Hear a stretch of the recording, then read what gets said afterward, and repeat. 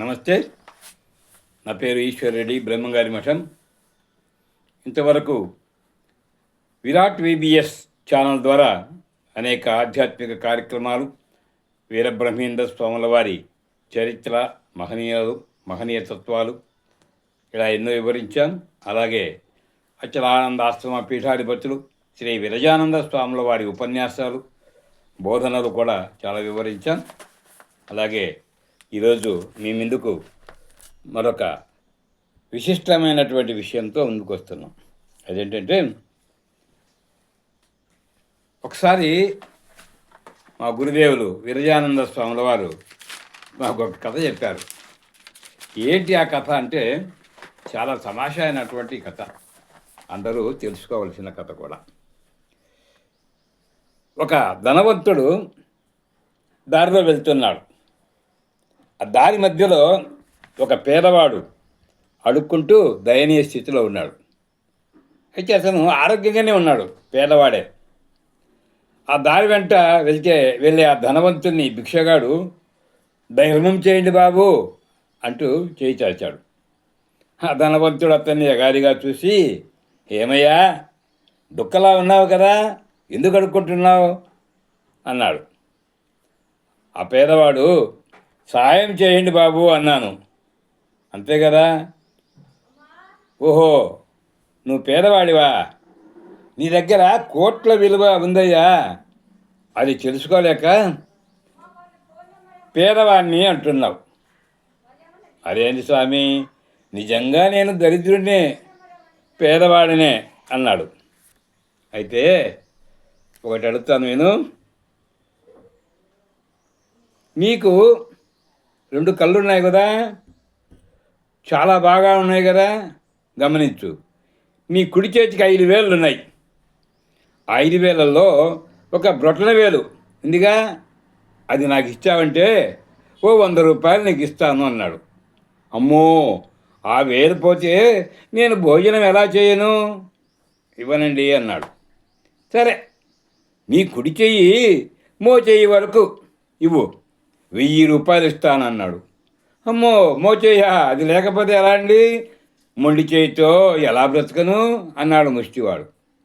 అలా అయితే నీ కుడికాలు తొడ వరకు ఇవ్వు, నేను 10,000 ఇస్తాను నీకు అన్నాడు. అమ్మో, కుంటూ నేను నడవలేనండి.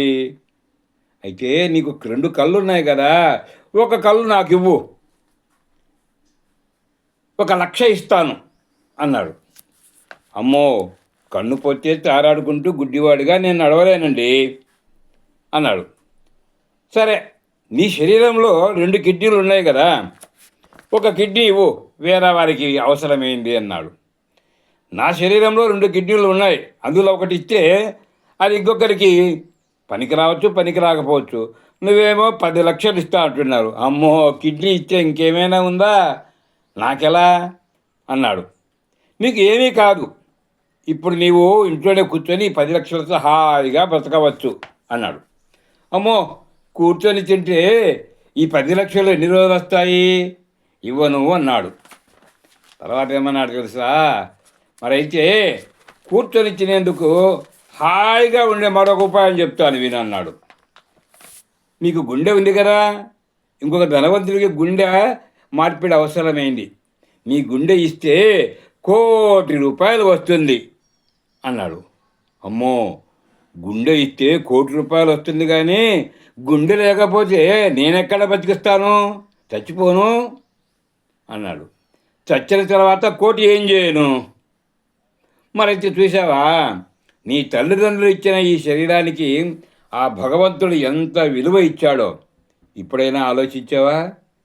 నీ శరీరంలో ఇన్ని భాగాలు కలిపితే 1,00,00,000 రూపాయల విలువ చేసేటువంటిది ఉంది. మరి అన్ని విలువైన ఆస్తులు నీ దగ్గరే పెట్టుకొని పేదవాడిని అంటున్నావే, నిజంగా ఆలోచించు. నిజంగా వాటిని ఉపయోగించి కష్టపడి ఎలా బ్రతకాలో అలా బ్రతకవయ్యా. అన్ని శరీర భాగాలు విలువ లెక్కగడితే ఓహో 10 కోట్ల పైన అవుతుంది, తెలిసిందా అన్నాడు.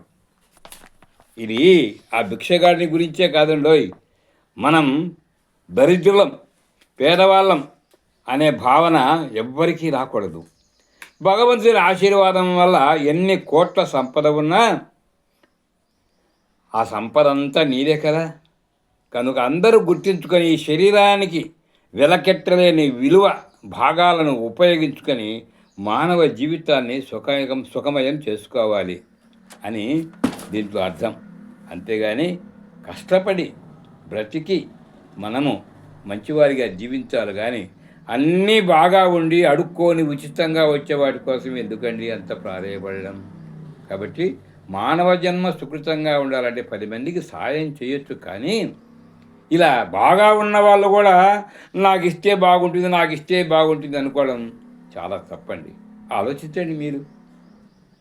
ఈ కథ నచ్చినట్టయితే లైక్ చేయండి, షేర్ చేయండి, సబ్స్క్రైబ్ చేయండి విరాట్ VBS ఛానల్.